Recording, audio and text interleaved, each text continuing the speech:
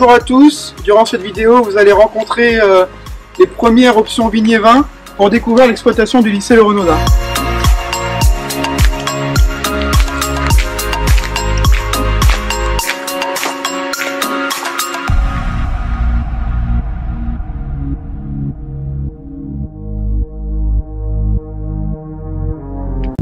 Bonjour à tous, donc, je vais vous présenter l'historique de l'exploitation. Donc l'exploitation a été créée en 1910 par 3 frères. Le domaine était composé de 175 hectares.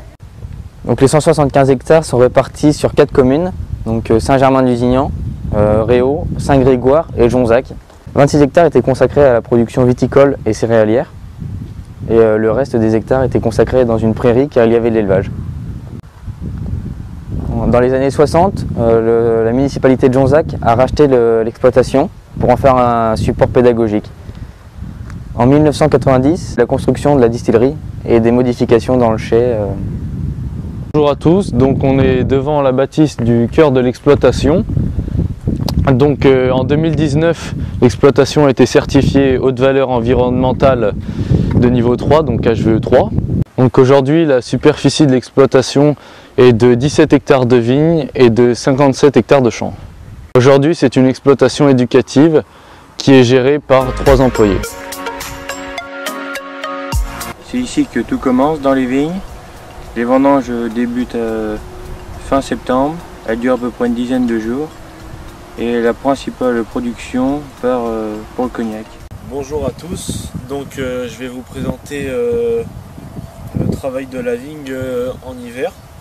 Donc là, sur cette latte, on peut voir que la vigne est en train de débourrer, car on arrive bientôt au printemps.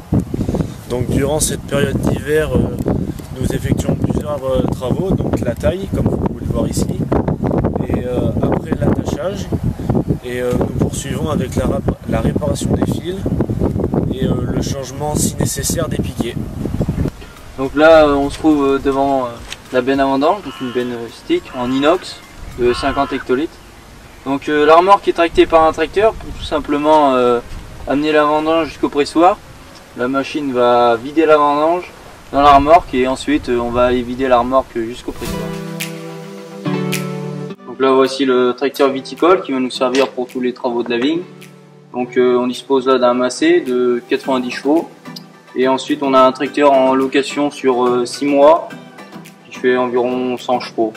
Et donc là un autre tracteur de 90 chevaux qui sert principalement pour la conduite des élèves, tracteur pédagogique et aussi pour tout ce qui est traitement au niveau des champs et scier épandage d'engrais. Donc là la vendange directement arrivée avec le tracteur et la remorque. Donc le tracteur va reculer là avec la remorque pour béner la vendange dans ce qu'on appelle donc, le conquet. Donc normalement en période pendant les vendanges, la vis est au fond. Elle amène tout ce qui est donc grappes de raisin.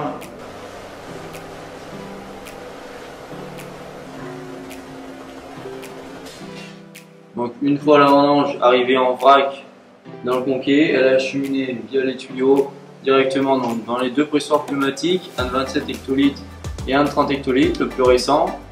Donc une fois la vendange dedans, elle va tout simplement être pressée pour y retirer le jus. Dedans il va rester tout ce qui est peau, ce qu'on appelle la râpe chez nous. Et après, donc la râpe va être directement transportée par une remorque. On va l'amener à un tas de râpe pour qu'ensuite elle soit distribuée ailleurs. Et les jus vont directement être amenés au citerne.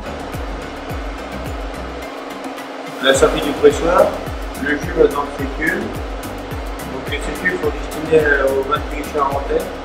C'est là où se fait les 2 fermentations.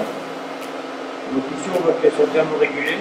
Elles contrôlent la température du liquide.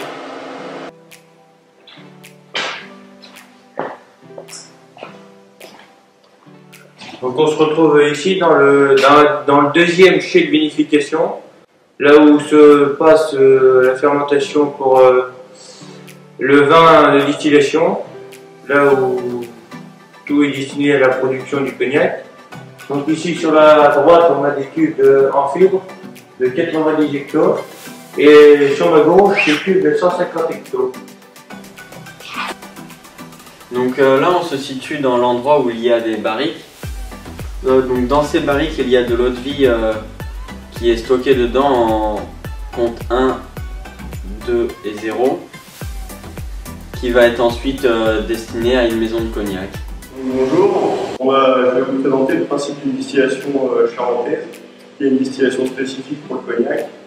C'est ce qui marque l'exclusivité du cognac. Le principe, c'est une distillation à double chauffe qui va se faire à 2 repasses dans un alambic charentais qui possède une chaleur maxi de 25 hectolitres. Donc je vais vous présenter l'alambic charentais et ses parties principales vraiment importantes. Donc déjà en dessous, à l'intérieur, là, on peut voir le foyer qui va servir à faire chauffer la marmite qui se trouve juste au-dessus. C'est elle qu'on va remplir de vin. Après, juste au-dessus, on a l'eau blonde qui va servir à condenser les vapeurs.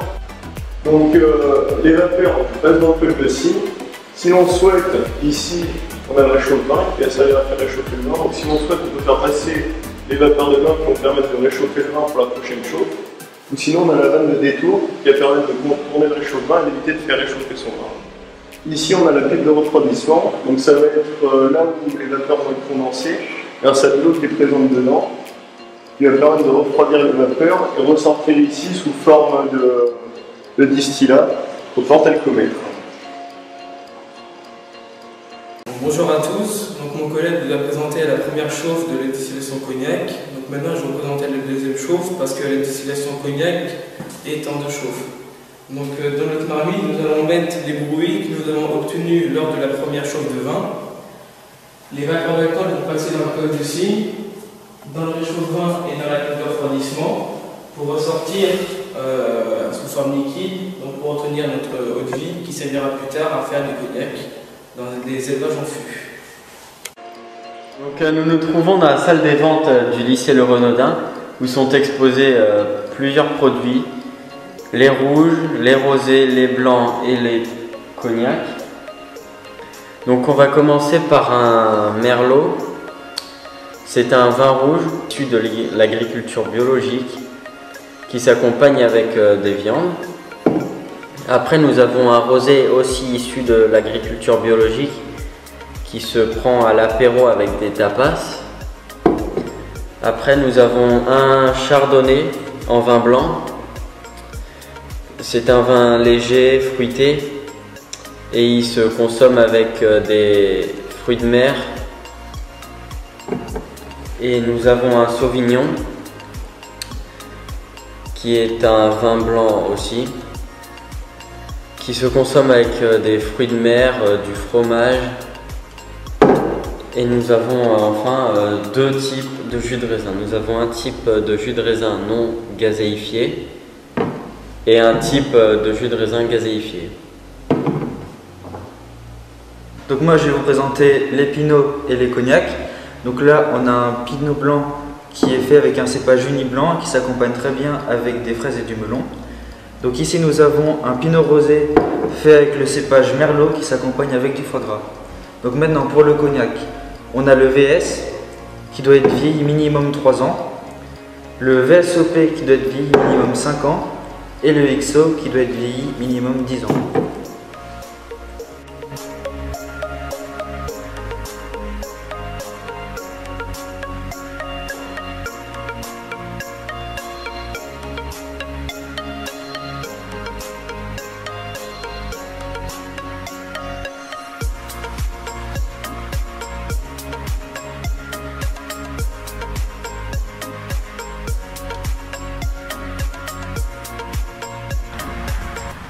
Aujourd'hui, l'évolution du cognac est positive et cela depuis 10 ans avec 98% d'exportation. Bonjour à tous, maintenant les élèves que vous avez vus dans le film vont se présenter un à un devant vous. Donc moi c'était Boris Merlet, je suis un bac pro vigne et vin au lycée Le Renaudin car je voudrais reprendre l'exploitation familiale. Donc moi je m'appelle Tom Cattard, je suis en première VV au lycée Le Renaudin. J'ai choisi cette filière parce que je souhaite plus tard reprendre l'exploitation familiale et je suis passionné depuis tout petit par ce métier. Bonjour à tous, moi c'était Rémi Damoiseau, donc je suis au lycée du Renaudin en première VV afin de reprendre l'exploitation familiale.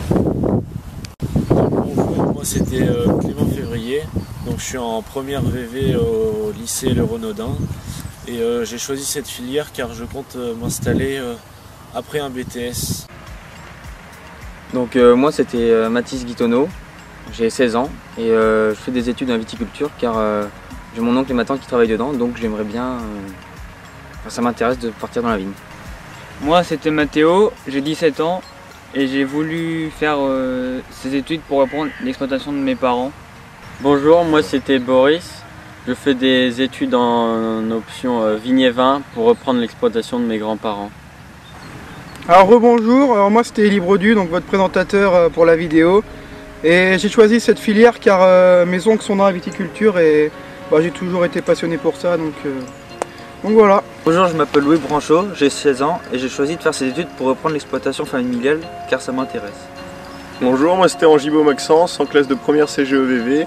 Donc je suis dans cette filière parce que je souhaite reprendre l'exploitation de mes parents et faire un BTS par la suite. Donc moi c'était Alexandre Bas, je suis en classe de première VV et plus tard je compte reprendre l'exploitation de mes parents. Bonjour, donc moi c'était Corentin Vasselin, élève de première CGEVV.